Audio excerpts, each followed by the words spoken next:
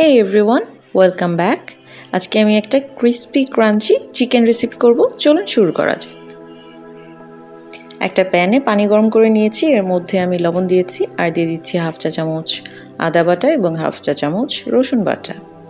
এখন একটু নেড়ে চেড়ে মিশিয়ে নিয়েছি। এখন এর মধ্যে দুইটা লেগ পিস এবং দুইটা চিকেনের থাই পিস আমি দিয়ে দিচ্ছি। আপনারা আপনাদের পছন্দ মতো চিকেন নিতে পারেন, তবে অবশ্যই হাড় সহ চিকেন নেবেন। 5 মিনিটের জন্য এটাকে সিদ্ধ করে নিব। 5 মিনিট পর চুলা থেকে নামিয়ে নিব।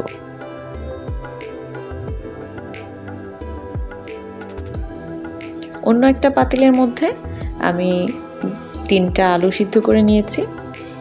এখন এই মাংসটাকে আমি হাড় থেকে আলাদা করে নিব।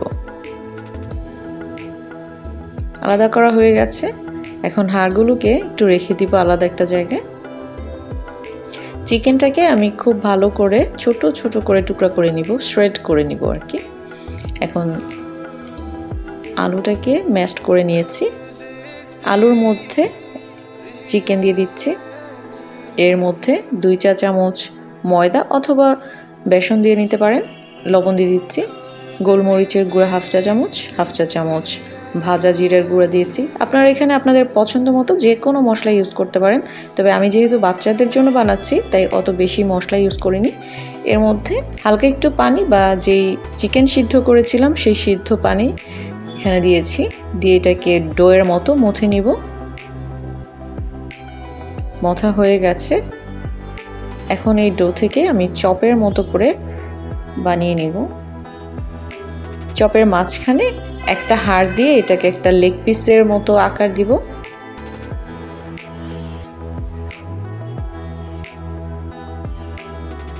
হয়ে গেছে। এখন এটাকে ডিমের মধ্যে চুবিয়ে নিব। চুবানো হয়ে গেলে কোটিং করে নিব। টোস্টের গুঁড়া নিয়েছি আমি, আপনারা ব্রেড ক্রাম্বও নিতে পারেন। হয়ে গেছে। এখন সেকেন্ড কোটিং এর জন্য আবার ডিমের মধ্যে গুঁড়িয়ে নিচ্ছি। আবার টোস্টের গুঁড়া দিয়ে কোটিং করে নিচ্ছি। হয়ে গেছে। একটু এইভাবে নাড়া দিয়ে নিব যাতে আলগা কোনো কিছু থাকলে সেটা পড়ে যায়। গরম তেলে ডুবো তেলে ভেজে নিব বাদামি হওয়া পর্যন্ত।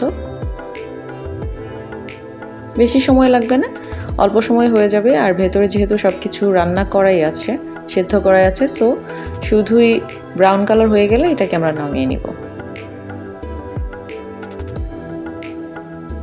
হয়ে গেছে। খুব অল্প সময় হয়ে যায়। রেডি। এটাকে ফ্রেঞ্চ ফ্রাই এবং সসের সাথে সার্ভ করবেন। আপনার বাচ্চারা খুবই পছন্দ করবে খেতে। আশা করছি আপনাদেরও ভালো লেগেছে। অবশ্যই আমার চ্যানেলটি সাবস্ক্রাইব করবেন, লাইক করবেন এবং একটা কমেন্ট করবেন। আল্লাহ হাফেজ।